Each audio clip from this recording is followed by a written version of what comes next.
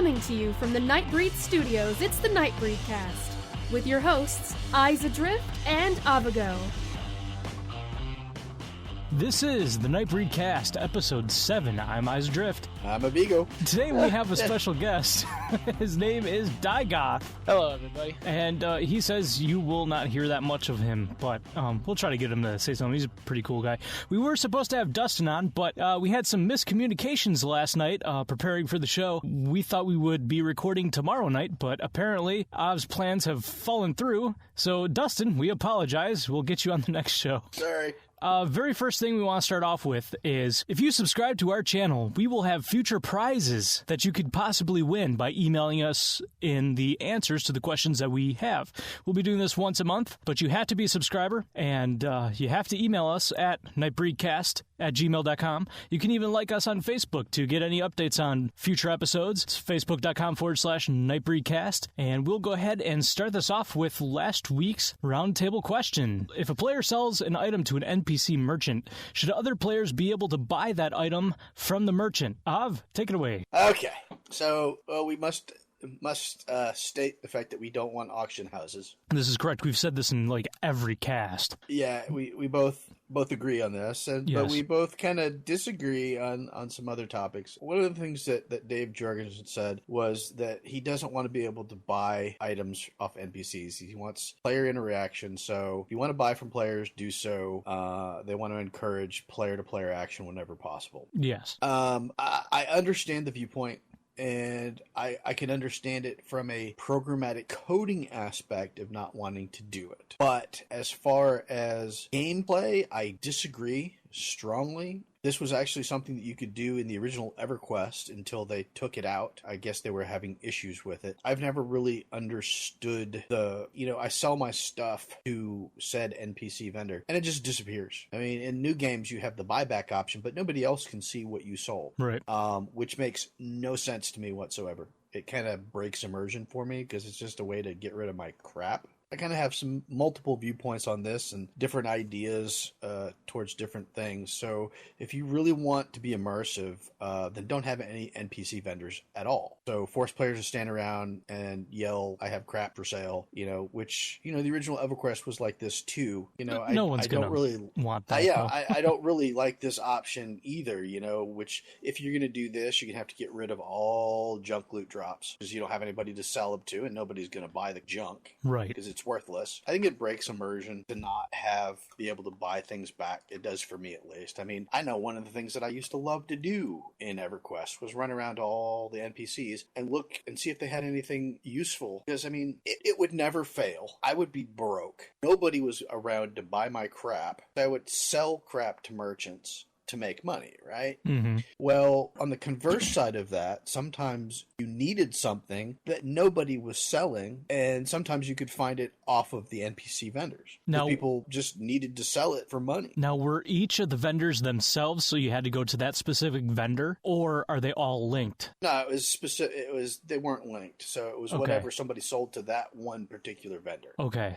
So it was individual. It was just depended on like the last 20 or 30 things that somebody had sold to. That's a game in itself. Right, yeah, it's like dumpster diving. It's like junk storing. You're just looking around to see what crap people have to say. And I thought about the fact that it could be kind of cool aspect of the game because once again, the emergent AI could come into effect here with your NPCs. So, like, if you're desperate to sell, maybe the AI knows that you have very little coin. Mm-hmm. So maybe they're not going to give you as much for your stuff because they think, he's desperate. He's going to sell it for whatever he can get. And conversely, NPCs could also do the opposite. If you're a motivated buyer, they're going to try to hike up prices maybe a little bit. You can use the AI for that and then modify that by your faction with the town or the NPC. So if you have a better faction, they're going to give you a better deal or feel sorry for you or whatever. Right. So That's I actually think that really, could be really cool. Yeah, I think it could be a very, very cool part of the game. But another thing occurred to me right before the cast was if only players sell items, and here's the problem. On low population servers, Yeah. you're screwed. Yep. Because if nobody's on and nobody's selling anything, you can't do that. And there's no quicker way to kill a server than to have no economy.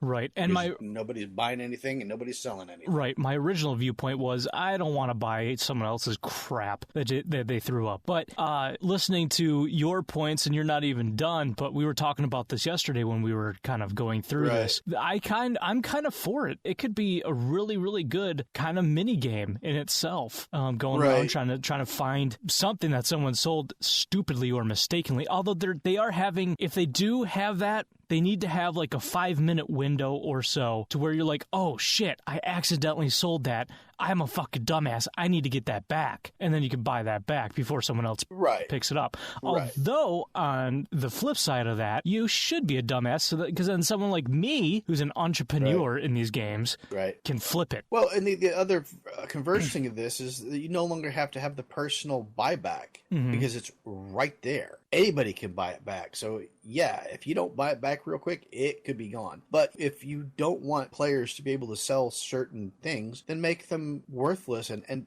have vendors not buy them, like quest items. They should be valueless. Melt them down and turn them into building supplies. Right. And my big thing is if you have a system where you can break items down for materials, like old swords, crappy swords, or whatever, run around to the NPC vendors and buy cheap swords off of them and melt them down to crap. That's great. That's okay.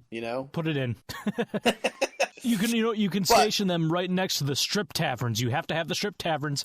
I know you guys are probably getting sick of hearing us talk about it, but it's a really good idea. Right. And the other thing is that the AI can also tap into like the citywide market, maybe what the average price for items are or whatever, and could go up and down like a normal economy based on what's going on. So the other thing is my whole point on this is there needs to be more than one way to sell or buy stuff. Yeah. I really would like the bazaars in the major cities where players can go set up a booth or NPCs or maybe even hire an NPC to sell their stuff. And that's where you can go and like say if you're one of these people that likes to basically go, because in EverQuest, people love to yell from the East Corona Tunnel and sell their stuff, and some people love that. Some people like bargaining and haggling, and they can go and do that in the bazaar, in the marketplace, and that would be the place for it. But you could also have the market board, like we've talked about, that would not only show what's for sale in the bazaar, but also if you allow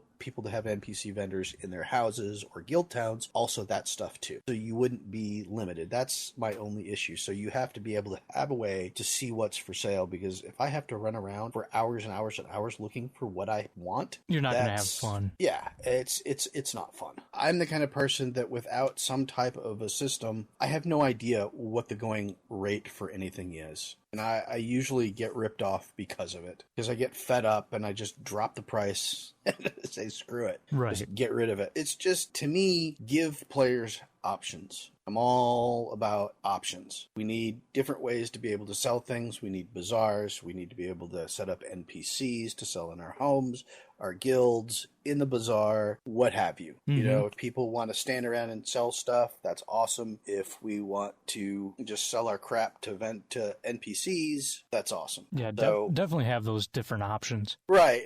I think there's more than one way to skin a cat. So just like in real life, there are many ways to sell stuff, buy things from different stores, places, different ways. So that's all I really have to say about that. Is give me the choice. Let me play my way. Right. And, they probably will, because it's supposed to be a virtual world. So. Right. Well, the other thing is that some people don't want to interact. Right. And that's a viable play style also. It's not, we need to think about the players who aren't real social and don't want to be social. I mean, for the love of God, there are times when I get on, I don't want to talk to anybody, because I've had a bad day or whatever. Especially if they want to count your Pearsons. Right. It's a little inside joke. Kind of go and hide in a corner. Right. There was I'll let you in. Star Wars: The Old Republic. There was this chick who was in the guild for a little while, and she was married and she wasn't all that faithful from a few tells that I got from her. And if she's listening or if her husband's listening, hi! She was infatuated with me. I don't know why. But listen to this. This is the tells, and I have the screenshot on my phone. So I still have it, I know. It was June 24th, 2012, I got this. Wow. At 6:08 p.m. This shit's documented. Her in-game name was Lessika, Lesika. Jesus Christ, no. This was... What server were we on? Shadow? I don't something? know. Anyway... She says to me, "Oh, the things I could do to you." And I said, "I bet you say that to all the boys, but we can play catch. I hear that's fun." You know, just brushing it off because I'm married. And she's like, "Oh, haha, I do not talk to many boys. Catch?" And it's like, okay, well, what about Av and Broccoli? They're far cooler than I, because really they are. She goes, "No, I prefer you as my target of choice." And I'm like, for why, though? She goes, "Several reasons, really. You're cute. I love your voice. You're funny. And something about you makes me super wet." And I'm not making this shit up. I am not making this shit up. That. As a matter of fact, It's horrible. I will make it a nice little screen while you're listening to it. You can read it with me. I am not making that shit up. So I'm sorry to go off on that little tirade. I'm not sure where the hell that came from. I don't know, but there's some freaky people that play these games. We're a couple of them, but... And, you know, I read that to my wife, and she's like, "What the fuck?" I'm like, you got nothing to worry about, baby. Don't. So, Oh. Yep. Oh, God. Okay, so back to our discussion. So, Yes. Jeff Butler's opinion on this is he doesn't want to spend his time refreshing NPC inventories. Not fun for me. Which is 100% correct. I mean, I agree with it. Right, and you know, and that's completely viable. But once again, give people the choice. That's all I have to say. Right. It's not fun for some people, but for some people, it is very fun. There was a huge thread in Reddit about that, where people were saying, "Oh, I love doing that." Right. If you don't want a dumpster dive, then don't. A vendor should never pay market price for an item. Items should be well below market price unless you have your own NPC vendor that you can use to sell to other people. Then, I mean, you can dictate the price right then and there. Right, so one of the other things that we've talked about was being able to set up NPCs to sell your stuff in guild towns. Mm-hmm. I think that's very important, guild towns. Yes. Or just being able to sell from your house. One of the things that I was thinking of is not only have bazaars in the major cities where you can set up a booth, but also in maybe the market district have plots where you could build shops and build stores or whatever to sell your stuff. Like a guild could buy a store and sell their stuff in there, or various places around a city have empty plots that people can buy based on the location. That would be the price, and build a house, or even have an area where guilds can build a guild hall if they don't want to have their own city, if that is even an option. So I think that would be kind of cool. And because you can actually build, I think that there's not really a need in Landmark for the most part, or not in Landmark, but in EverQuest Next or Landmark, to actually have pre-built housing of any kind. Right. You know, I think the Vanguard way of doing it, you have to build it, is the better way to go. And then allow people to sell stuff from their house or their shop or their guild hall. Yeah. So I think that's a viable way to go with that, and do that in every major city. Absolutely. And a lot of people might compare that to, let's say, I don't know, Star Wars Galaxies. It's because they had a flawless system. We absolutely loved that system. Right. I mean, it was great. Yep. So one of my other points is you have shops that people can buy and put in the cities, and they have vendors in there, and you have your bazaar. Then I don't think there should ever be people who sell things right on the street, and that way you won't have these horrible problems of people like in the auction house, they're all standing around the person in the auction house. Oh, yeah. So if you do that in buildings or what have you. I think it will cut down on that. Plus the fact that if you do that in a bazaar, it looks completely normal because that's what happens in a bazaar. All, like at a flea market or any type of setting like that, people are milling around and buying stuff, and it's just it's completely normal. Right. So I think it would work. Digoth, what do you think? What do you think? Digoth, you're really quiet. I am really quiet. I'm sorry. I don't know. I kind of liked how Star Wars was set up. I mean, there were a few kiosks there, but as far as, actual, economy or whatever, I don't know. Unfortunately, I don't think I can speak too well because very inexperienced when it comes to MMO. I did enjoy Star Wars for a slight time, but don't think it was, 100% an MMO. He's talking about the Old Republic, just so y'all know. Yes, sorry. It captivated me a little bit because there were times where, like Avoco, I wanted to log on at night and I didn't really want to play with anybody or whatever, so I could just run my story quest or whatnot. Yeah. Well said. Yeah. Well played, sir. Well played. We stumble all the fucking time, and there's so many gaps. Last week though was really good. I think we did a really good job last week. Yeah, and we had a fucking crappy outline too. I know, and this one's more organized, and we're fucking up. I know, it's horrible. One of my other things, the whole issue with player cities, guild cities. So I was thinking about this, and it dawned on me the fact that they've already said that they can procedurally create areas. Mm-hmm. So if they can do this, they can make, and they've already said it's going to be a massive, massive world. So there should be plenty of real estate for guilds to create cities. Absolutely. They already said it's going to be a massive, it's going to be the hugest virtual world MMO ever created. Right. So it has to be there. Right. So I don't really see any issue with player cities. And plus the fact that it would actually add another aspect to the game, because now we have to basically modify the world. We basically have to go out and harvest and start building. Mm-hmm. And then we're going to have to defend against the indigenous population. And, and who's to say that we build a keep or whatever, you build a city, and all of a sudden the orcs go, I really like that city.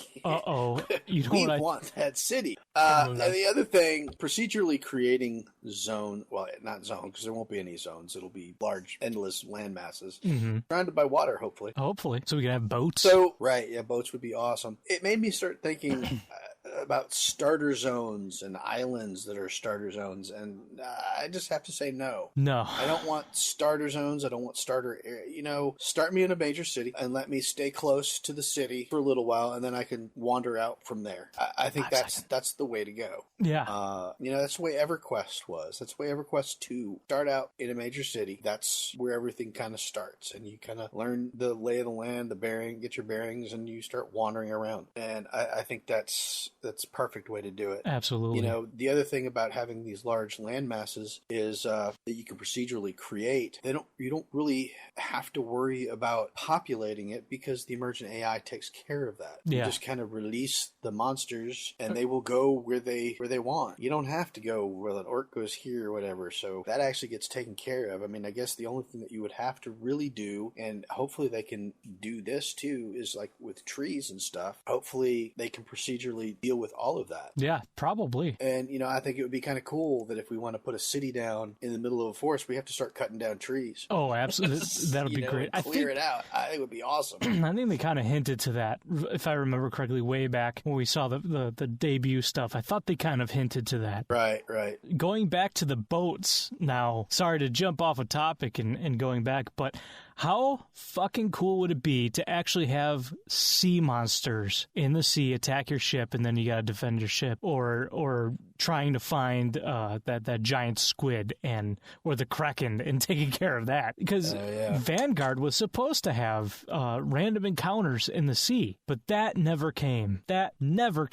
And since they're down to one server, not really putting that much into it, I don't think it's ever going to come. I think it's more so play this until EQN One comes out, and then we're dumping it. Right. Yeah, so one of the other things that I've been thinking about along with the starter zones is games with zones, and even some games without zones, they're way too linear, and I hate the feeling of that I'm being pushed from one area to the next, through whether it's quests or what have you. That's one of the things that I think the no zoning and the fact that it's basically there's not going to be any vertical levels. It's all going to be horizontal kind of progression. There really won't be any of that. So it will literally feel like an open world. You can go anywhere pretty much and just do whatever. Yeah, I really liked how in Vanguard, if you saw a mountain in the distance, you could actually go to that mountain and then start climbing it. I want that again. I mean, I think we already talked about this. Well, you know what I like about EverQuest Next is hopefully, so if I see a mountain, I can actually tunnel through it. That's going to be great. It's going to be awesome. I wonder if they'll... Oh, look, dwarves! I wonder if they're going to have collapsible tunnels. I don't know. That'd be kind of cool. You're digging along, and all of a sudden there's an earthquake and it collapses. Right, yeah. And then you got to dig your way back out, but really it jostles you, and it kind of turns your character around so you don't know which way's up. Right, yeah, that'd be kind of cool. Yeah. We got to stop being so organized next time. Right, yeah, it just kills the whole show. I don't understand. It's weird. Yeah. A little blurb on stylized graphics here. We'll get to the lore ideas next. Okay. So one of the things that I think that stylized graphics does, and one of the reasons why I think WoW became so popular, was because of the stylized graphics it was able to run on really low-end machines. Right. And, a lot of these other games with really high-end graphics that look beautiful, they kind of cause this elitist kind of attitude because they won't run on lower-end machines, so you have to have enough money to build a decent computer in order to play them. Yeah. Yeah, so in a way I think it's good because then a lot more people play it, and a lot more people get into it because they can. Yeah, as long as they do everything right, it sounds like they're going to, there's going to be plenty of population. Right, yeah. Well, the whole idea of free-to-play is brilliant because that's exactly what it does. It increases the population on their servers. We're talking about straight-up free-to-play from the get-go, not what Star Wars The Old Republic pulled, that bullshit where it's like, here, this is going to be an amazing game. We're going to do all this shit. Here's a collector's edition. Buy it for $160, which we did. And then you got to subscribe and blah, blah, blah, which we did. And now it's going to be free to play, but now we're going to do everything in cartel coins and blah, blah, blah. It was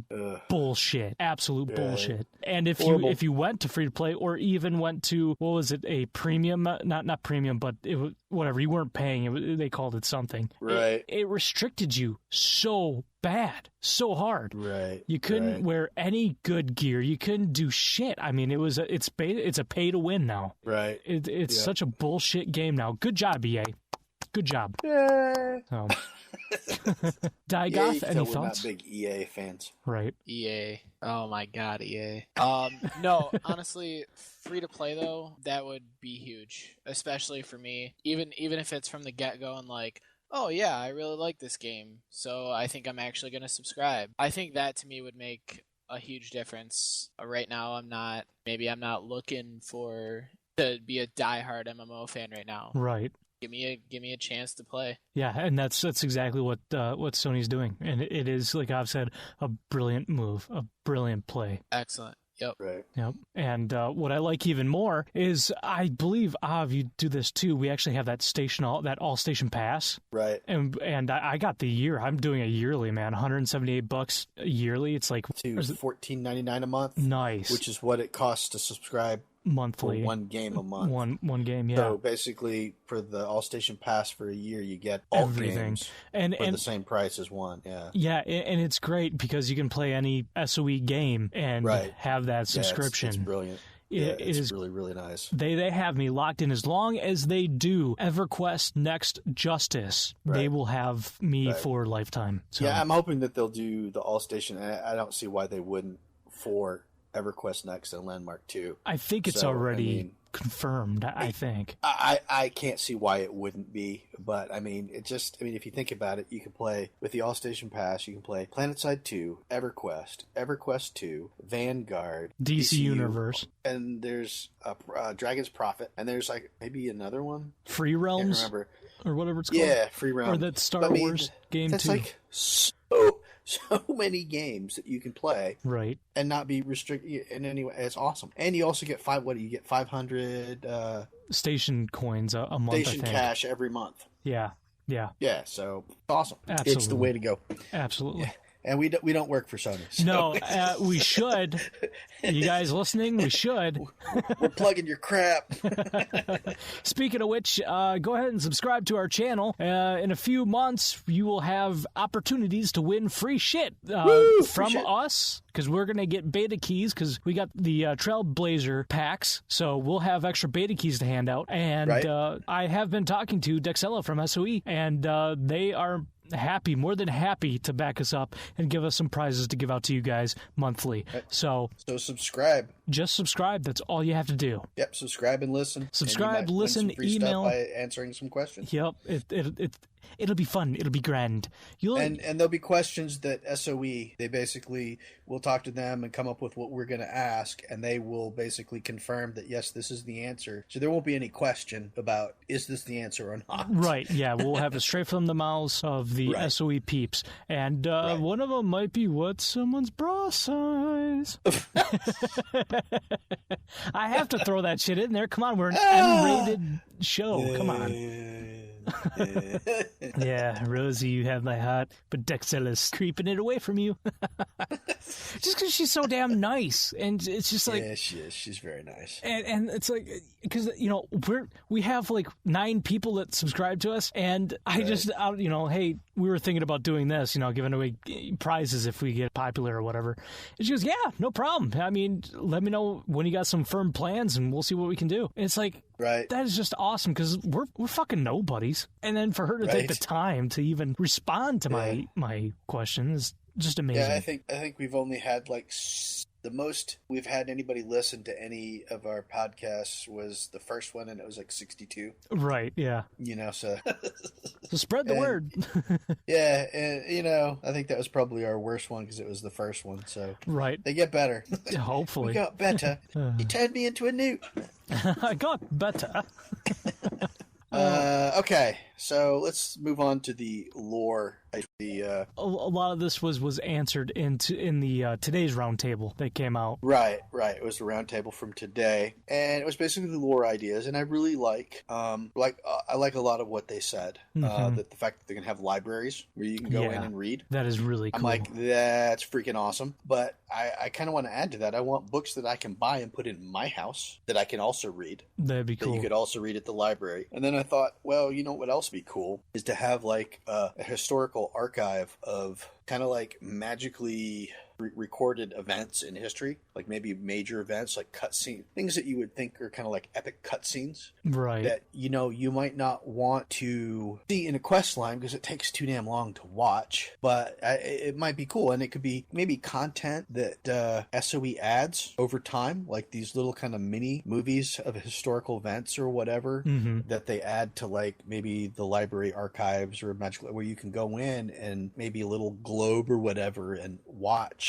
these movies in like the archives or the library. Yeah. To get historical. That would be awesome. That'd be great. I think that'd be kind of cool. Oh, on top of that, though, what if it was like a little box that projected a little screen on your wall, so that way you could actually build a theater in your castle or in your house? A little magical projector, so you could that'd be kind of cool. And then you can get your guildies around and watch the historical archive. That'd be kind of cool. That'd be fucking cool. And then, you know what would be even better? What? This will never happen. But what would be really cool is, like, say we go on a raid, we record the raid, and then we can play it back in game on the wall to watch later. I was thinking that that'd be awesome as hell. But what you also have to do next to the theater is build a bowling alley. Just a couple lanes, a couple bowling lanes, just so friends can bowl, and then you can watch. You can't use pins. You got to use Ratonga. Yes. And the gnomes are the ones that you toss at the Ratonga. That would be hilarious. Okay, so the show is winding down. So it's going to be a rather short show, even though this is like the longest outline we've had. I know. It's crazy. We got to stop being so damn organized. We seem to do better on the fly than when everything's written down. Less verbose and not just kind of go with it. Right, big words. Supercalifragilisticexpialidocious. So we have a new fan. Woohoo! His name. That's two. It's We have two fans. Yay! So this is Genre. John Rick. He says, I don't think he said that. no, not really. He says, hi, Mike. Love your show and wanted to share info with you about the Landmark stream released 2 weeks ago, which now probably about 3 weeks, which I just saw for the first time. Not sure if you've covered it in your videos already since I haven't gotten around to watching them all yet. God, and I read for a living. So here it is. That's the way it goes. Yeah. I watched the guy, Mr. Smith, build in the Landmark tool, and you could read the tool tips of the items he was placing in the world. Stuff like Hallis Spear Lamppost. I missed that completely. Yeah, me too. I think from that you can get some hints on which zones we're likely to see at launch of EQ next. Here's what he saw. Jagged Pine, Ashfang, Firat? Is it Firat? Yeah. Okay. Freeport, Hallis, Right. Ocean Green Hills, and Everfrost. Ocean Green Hills sounds like it should be in California. I know, right? Right. So for the most part, these were all in EverQuest 1. I don't know if they were all in EverQuest 2. Jagged Pine, I believe, was in the original EverQuest where half-elves were. Okay. Ashfang, not really sure. Maybe Knolls. I don't know. It sounds was like a a swamp. Kitty Cat one. Right. Yeah, I think that's where the Froglocks and the ogres were. Maybe the trolls. Okay. Trying to remember. I think Firat was ogres, and the next zone over is where the Froglocks and the trolls were. Hallis, barbarians. Freeport was a human city on the coast. Okay. Ocean Green Hills, I'm not familiar with. Everfrost, I am familiar with. That was an adjacent zone to Hallis, and there were frost giants. Nice. And polar bears and things like that running around. Nice. So that's kind of exciting. So that means that... That's some races right there. I mean, based on the areas and Ov's memory. Right. Right, yeah. Well, we know ogres are going to be in it. Right, yeah. Well, I don't know. Do we know Karen. ogres are going to be in it? We know Karen are going to be in it. We know... humans, obviously. No. Yeah, we know ogres are going to be in it. Yep. Because of the lore. Oh, yeah, and I really love the new ogres. They really kind of remind me of Klingons. Oh, right on. Because they're very warlike. Good. If you read the stories, that's what the Enemy of my enemy? yeah, that's what it's about. It's about ogres. Okay. Right. Yeah, it's pretty cool. And I'm still waiting on your guys' suggestions on what Kindle or tablet I should get so I can start reading the stuff because I don't know. I just really want one and I want to have an excuse to get one. But the thing is if you get a PS4, you can use your tablet for that too. See, there you go. Yeah, see? All right. So just any tablet? Can I use this Kindle with it? Probably not. Any Android tablet, I believe. Okay, cool. Well, okay, we won't go on that subject again. But he says that he also saw some hints on races like human and dwarven. We knew the humans were in there. Right. Also from the battle mech, he had built some exhaust pipes on it. So a hint on gnomes. Right. Do you think? And then he winked at me. And Genre, I just met you. Buy me a beer. We'll talk about that wink. See if we can go a little further. He actually thanks us for the videos and keep up the great work. Ha! Suck it, haters. And he would love to stay in touch or see us in game. He just purchased the Explorers pack. Thanks, John Rick. You fucking rule, dude. Yep. That's awesome. Shit, yeah, we'll keep, like we said, we'll keep doing this shit. Oh, yeah, we plan on doing this for a long, long time. Oh, yeah. Yeah, so I would be real surprised if we know humans. I would be surprised if dwarves weren't in. Gnomes, most likely. Halflings, I can't imagine them not being in it. We know ogres are going to be in there. We know dark elves are going to be in it. Right. Some form of elf, probably high elf, maybe wood elf. They might have all three. Right, they could have all three. And maybe they'll even have half elves. Can't imagine why they wouldn't. Those are pretty much, other than trolls, and we know barbarians. Right. We went down the list last cast, or the cast before. Right. So. But, according to this, those are the core races. I'm sure they're going to have more. Yeah. Well, we know Karen also are going to be in there because we've already seen the video avatar for it. Yeah, in the video. So we know that too. So yeah, I wouldn't be surprised if they threw some more in too. 3 or 4 more in probably. Right. I'd say we're going to have tons of races to choose from. Absolutely. Sorry for the short show. Hopefully we'll have something a bit better for you guys next week. So subscribe, please. Now I'm not going to fucking beg you. Don't subscribe. I dare you. No, subscribe. It'll be cool. It'll make us look more important than we really are, and we'll actually get support from SOE to do some prizes, and that'll be really fun for us to give out and really fun for you guys to get. And right, and we'll try to come up with some really cool questions. Oh yeah, absolutely. Is Eyes wearing any underwear during this cast? Not like that, no. Oh. Because nobody wants to know. Well, I'm not, so anyway. No. No pants either. Ass cheeks everywhere. No. I didn't need to know that. Yeah, so thanks for listening, and we'll see you next week. I'm Eyes Adrift. This is Avigo. And this is Dagoth. Who said absolutely dick during the entire thing. Yeah, he's the talkative one. Yes, very much so. Hopefully next week we'll have Dustin on the show. Apologies to Mr. Butler. We just ran out of time. We couldn't have you on the show. Maybe next week. You think that'll get him on the show? Probably not. He's probably going, screw you guys. Fuck you guys for bumping me off of your dumbass show. I wasn't even invited and you bumped me off. What the hell? Anyway, all right, see ya. You've been listening to the Nightbreed Cast with your hosts, Eyes Adrift and Avago. From all of us at the Nightbreed Studios, thanks for listening. And as always, thank you, Internet.